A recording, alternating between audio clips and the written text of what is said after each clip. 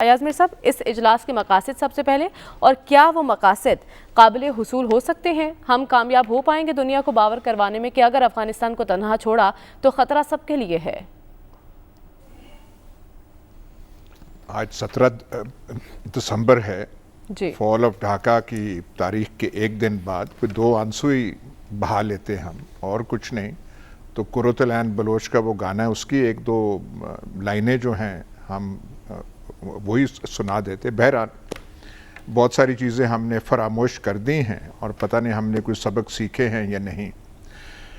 جہاں تک OIC ہے، یہ اس بات کے لیے مشہور نہیں ہے کہ کوئی کارنامے انجام دیے ہوں یا کچھ کیا ہو، یا وقت پہ کسی کے کام OIC جو تنظیم ہے وہ آئی ہو.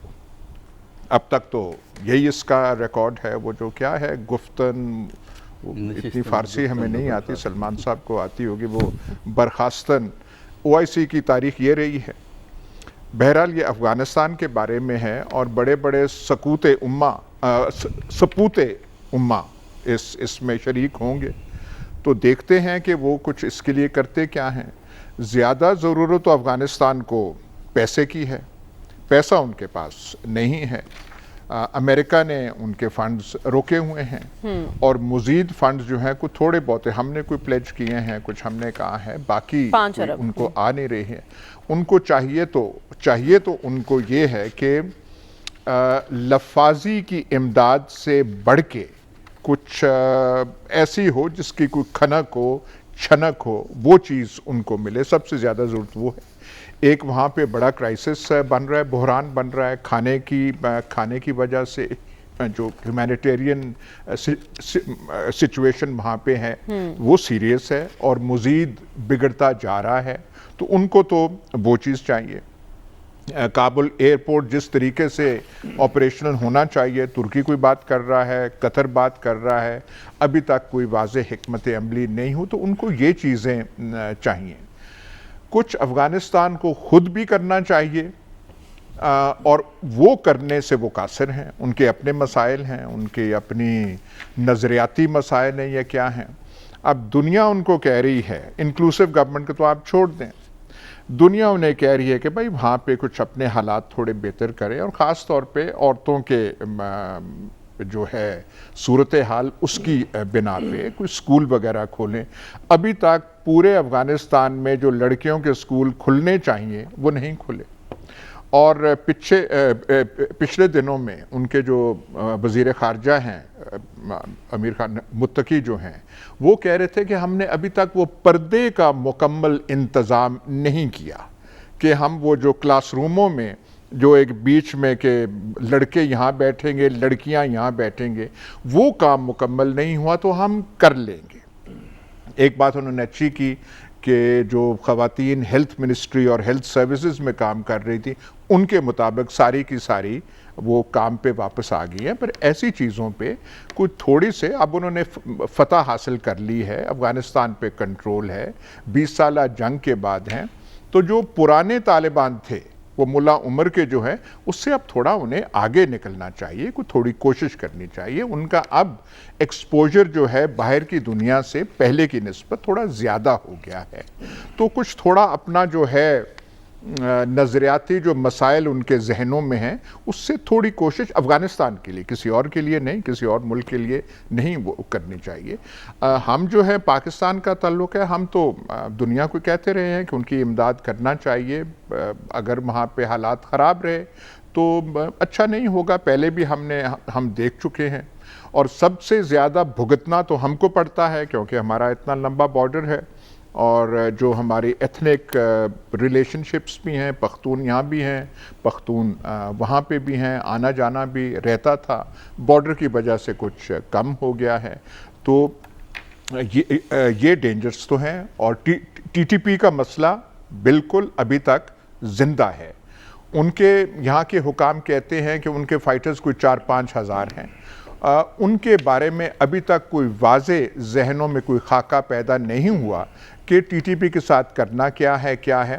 حکام ہمارے کہتے ہیں کہ کسی نہ کسی سطح پہ ہم نے ان کے ساتھ کانٹیکٹ جاری رکھے ہوئے ہیں، لیکن کوئی ابھی تک کوئی وہ جو ایک آپ کہہ سکتے ہیں کہ حل کی طرف ابھی تک کوئی اتنا واضح پیش قدمی نہیں ہوئی۔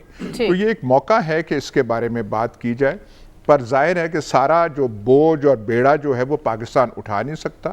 جو باقی ہمارے امہ کے جو ہیں جو امیر ہیں، ہماری تو حالت میرے خیال اس پر زیادہ روشنی نہیں ڈالنی چاہیے کہ ہماری حالت کیا ہے، لیکن بہت ہیں جن کے پاس کم از کم اور چیزوں کی کمی ہوگی، وسائل اور پیسوں کی کمی نہیں ہے۔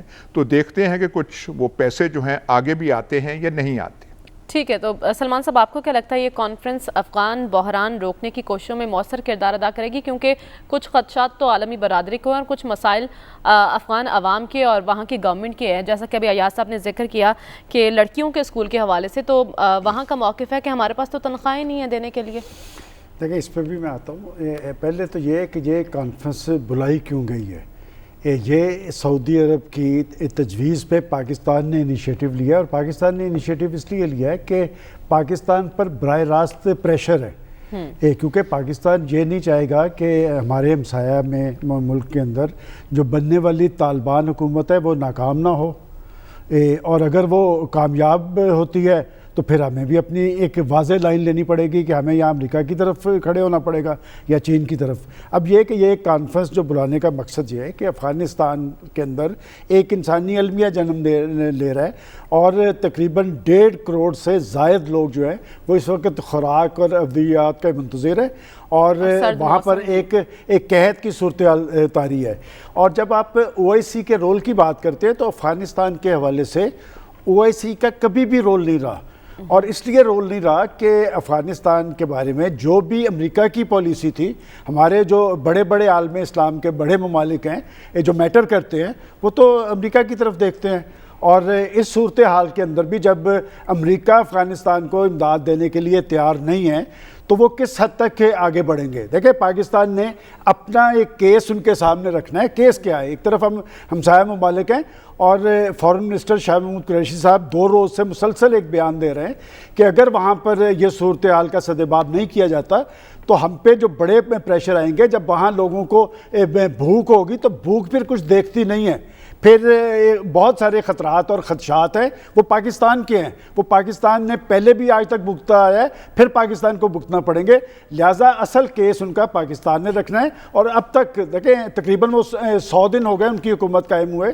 ابھی تک یہ سارا جو بیڑا اٹھایا ہوا ہے پاکستان ہے، ترکی ہے، چین ہے، روس ہے، ایران ہے، ان 5-6 ملکوں نے کیا ہے۔ لیکن جب ہم کہتے ہیں کہ جو امہ کی بات ہوتی ہے اور عالم اسلام کی بات ہوتی ہے تو یہ تو ان کے لیے کانفرنس ایک بہت بڑا امتحان ہوگا کہ اب ایک طرف افغانستان ایک مسلم ممالک ہے، وہاں پر بسنے والوں کی اکثریت جو ہے وہ مسلمان ہیں، تو وہ کتنا انیشیٹو لیں گے؟ ایک مسئلہ ہے مالی، میرا خیال ہے کہ وہ مالی حد تک کچھ پیش رفت ضرور کریں گے، لیکن وہ سیاسی معاملات میں اس وقت تک پیش رفت نہیں کریں گے جب تک خود امریکہ کی طرف سے کوئی سگنل نہیں آئے گا۔ اور بڑا سگنل کیا ہے؟ دیکھیں اس وقت افغانستان کی جو نئی انتظامیہ ہے وہ سفارتی تنہائی سے 2-4 ہے، پاکستان سمیت کسی بھی ملک نے انہیں ابھی تسلیم نہیں کیا، اور اس ویسے تو پاکستان نے کہا ہے کہ ایسا کوئی ایجنڈے میں شامل نہیں ہے۔ میرا نہیں خیال کہ وہاں پر صرف مالی معاملات ڈسکس ہوں گے، اصل وہاں پر سیاسی مسئلہ یہ بھی ڈسکس ہوگا کہ جب تک افغانستان کو کوئی تسلیم کرنے کے لیے تیار نہیں ہوگا تو کون اس کا انیشیٹو لے گا۔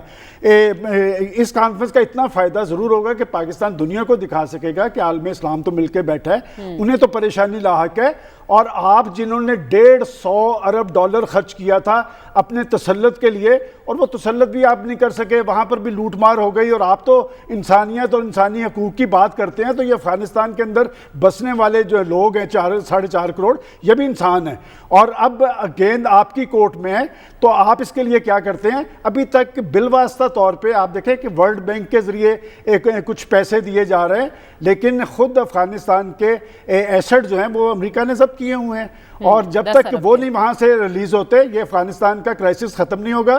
ایک مسئلہ مالی ہے، مالی مسئلے کے حوالے سے پیش رفت ہو سکتی ہے لیکن سیاسی مسئلے کے حوالے سے نہیں، اور جب تک آپ افغانستان کی نئی حکومت کو تسلیم نہیں کرتے، میرا نہیں خیال کہ جو سفارتی تنہائی ہے افغانستان کی وہ ختم ہو پائے گی۔ البتہ یہ گیند ہے عالمی برادری کی کورٹ میں، عالم اسلام کی کورٹ میں، کہ یہ افغانستان کے اندر بسنے والے لوگ ہیں وہ بھوک سے مر رہے ہیں، تو آپ اس ساری صورتحال کے اندر کہاں کھڑے ہیں؟ لہٰذا اسلام آباد کی کانفرنس اس حوالے سے امپورٹنٹ ہے۔